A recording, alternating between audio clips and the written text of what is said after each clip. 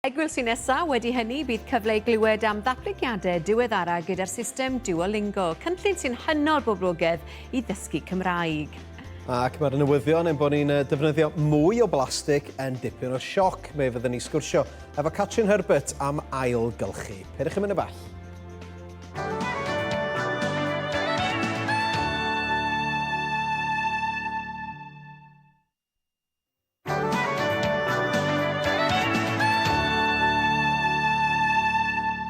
Croeso nôl i chi. 4 blynedd yn ôl fe gaethon ni sgwrs ar ein rhaglen am gynllun newydd i ddysgu Cymraeg, Duolingo. System ar-lein yw i sy'n pwysleisio fod dysgu ail iaith yn gallu bod yn hwyl a sbri. Ac yn ymuno â ni nawr, mae Richard Morse sydd yn darparu cyrsiau i ddysgwyr. Wel, croeso ato ni, Richard. Hi, Richard. Right. Beth yw'r datblygiadau gyda'r cynllun yma erbyn hyn? Mae mwy o bobl yn defnyddio fe trwy byd eang. Tua 4 blynedd yn ôl, oedd hi'n sôn am falle 40 miliwn dysgu holl ieithoedd. Mae'n llawer mwy o ieithoedd, tua 90 o ieithoedd ar y platform, ac tua 150 miliwn o bobl. Oedd y cwrs Cymraeg di croesi y miliwn o bobl oedd wedi cael profiad arno fe 2 blynedd yn ôl. Erbyn hyn, tua dros 400,000 maen nhw'n dweud yn defnyddwyr actif. So, llawer o bobl yn gwneud defnydd o'na fe.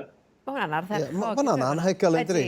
Dwi'n meddwl, mae'n help yn dri, achos mae'r app ei hun yn weddol syml yn dri. Mae'n edrych yn syml hefyd. Ydy. Mae'n tynnu chi mewn, dyna pam mae'n mor effeithiol. A dwi'n defnyddio fe i drwy dysgu Gwyddelig. Mae rhywbeth amdano fe, ti'n just gallu gwneud chydig bach pob yn hyn. A beth sy'n dda os y pwynt y Gymraeg, dwi'n meddwl bod e'n mynediad i'r iaith. Oedd ethegol yn golwg tua 3 wythnos nôl am ferch o Russia oedd wedi dysgu'r iaith i safon uchel, ac dechreuodd hi gyda Duolingo fel llawer o bobl eraill. A dyna beth oedd y tu ôl yn cynllun ni, bod yn mynediad i'r iaith a bod pobl yn gallu dysgu rhywfaint o'r iaith a dod yn hyderus o defnyddio fe, ac wedyn mynd ymlaen i cwrsio eraill, cwrsio mwy dwys, ac yn gwella i safonau. A chod, yr hyn sydd yn anhygoel, fe chi newydd sôn am y ddynes yna o Rwsia i dysgu Cymraeg. Chod, beth sydd yn wych am hyn yw bod chi'n gallu dysgu unrhyw le yn y byd, a mae ydych chi, eich profiad chi o fyw mewn nifer o wledydd ar hyd y byd hefyd? Oes. Fi sy'n draw yn Zimbabwe, ac yn dysgu gwyddoniaeth mewn ysgol cefn gwlad, ac diddorol iawn y cwrs Saesneg llenyddiaeth nhw, ond yn astudio R.S. Thomas fel bardd. Ac oedd bachgen gyda fi. Ar y pryd, o'n i'n dysgu biograffiad i'r R.S. Thomas, so o'n i'n cyfieithu o Gymraeg i Saesneg iddo fe, dysgu chydig bach o hanes y bardd. Ond yn sicr, wel, os enghraifft yn Zimbabwe, mae'n naturiol i siarad 3, 4, 5 iaith. Mae'n pobl yn just cymryd yn caniatel bod nhw'n gallu. Mi oedd ti'n rhedeg grŵp sgwrs a wedi wneud ers dipyn amser. Yn anffodus, mae yna lot fawr o bethau wedi gofod newid yn ystod y pandemig yma, ond mi oedd ti wedi llwyddo i gario ymlaen yn dweud? Wel, yn sicr, mae un peth am y gwersi. Mae gwersi wedi cario ymlaen ar-lein. A dwi'n meddwl bod nhw wedi gwella o brofiad o gael pobl o tu allan i Gymru'n cymryd rhan. Bore yma, o'n i'n dysgu lefel mynediad, ac o pobl o Lundain, a pobl o mannau eraill yng Nghymru.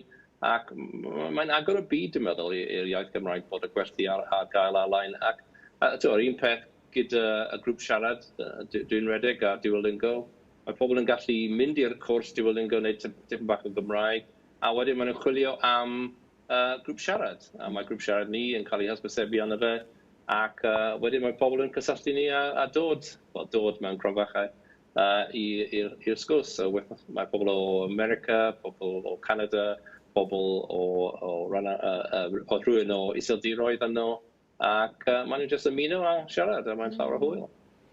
A be byddech neges chi i unrhyw un sydd am falle rhoi tro arni i ddysgu Cymraeg, neu sydd wrthi ar hyn o bryd? Wel, sicr, mae'n just cael hwyl ac mwynhau a siarad. Dim ond am camgymeriadau, dim ond am treigladau. Just ffeindio rhywun i siarad gyda nhw ac magu hyder. Dyna ffordd i gwella eich sgiliau, just siarad ac yn ymarfer. Ie, bendant. Wel, Richard, mae wedi bod yn bleser i siarad efo chi. Pob llwyddiant efo'r cyrsia, ac diolch am eich amser. OK, diolch i chi. Hwyl. A mae'r cyhoeddiad yma wedi'n cyrraedd ni. Mae Gylch Meithrin Eco Tywi sydd newydd gychwyn yng Nghaerfyrddin